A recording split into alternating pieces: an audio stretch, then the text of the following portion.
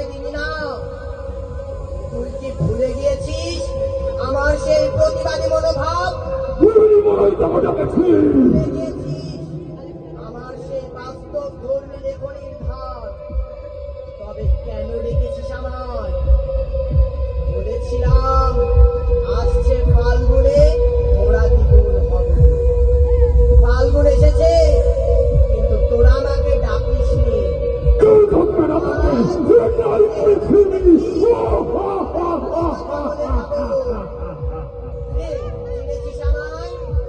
আমি মোহাম্মদ জহিরুল্লাহ, নামে যার সর্বত্র পরিচিতি।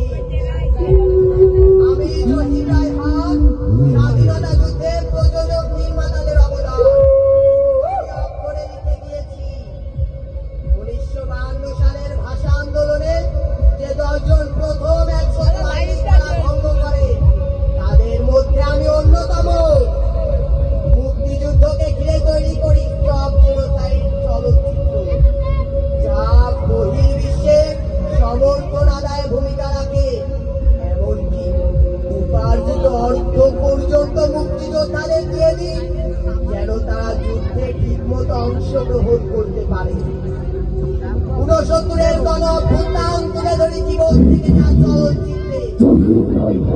চলচ্চিত্র নয়, ভাষা আন্দোলনকে ঘিরে রেখে আরেক ফাল্গুন উপন্যাস লেখনীতেও তুলে ধরি বাস্তবতা, যে বাঙালিদের পাকিস্তানিরা গণ্য করত না।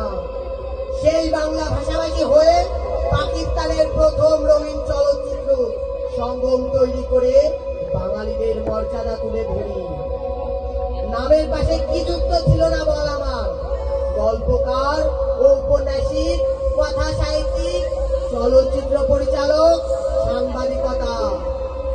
এত কিছু থাকা সত্ত্বেও আমি কেন অন্যায়ের বিরুদ্ধে লড়েছি? বল, আমি কেন বাস্তবতা তুলে ধরেছি?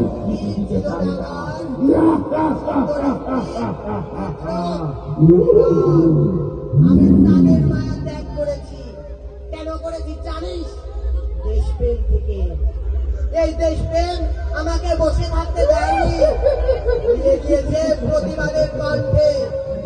এই দেশপ্রেমের জন্যই ত্যাগ করেছি খ্যাতি, বিসর্জন দিয়েছি তরুণ বয়স, তারুণ্য। আর আজ দেশপ্রেম তোদের মধ্যে নেই। মার্কেটে গেলে বিদেশি পণ্য খুঁজিস, পড়ালেখার জন্য বিদেশ গিয়ে দেশে ফেরার কথা মনে পড়ে না।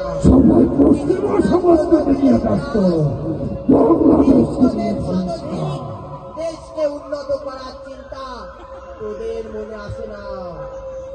1972 সালের 30শে জানুয়ারি বড় ভাইকে খুঁজতে গিয়ে নিখোঁজ হই, কিন্তু তোদের জন্য এত করা সত্ত্বেও আমার লাশটাকে তো দূরে থাক, আমার খুনিদের পর্যন্ত খোঁজার চেষ্টা করলি না।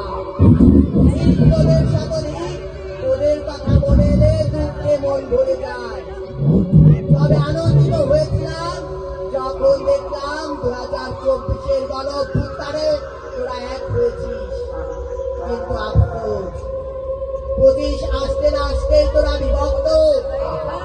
তবে শুনে রাখ, যারা এই বিভক্ততার সুযোগ নিতে চাস তাদের বলে রাখি, আসছে ফাল্গুন আসার আগে আমরা এক হব। আসছে ফাল্গুন আমরা দ্বিগুণ হব। আজ আমি আসছি, আমি আবার আসবো লেখকের মনে কলমের তালিতে প্রতিবাদ হয়ে।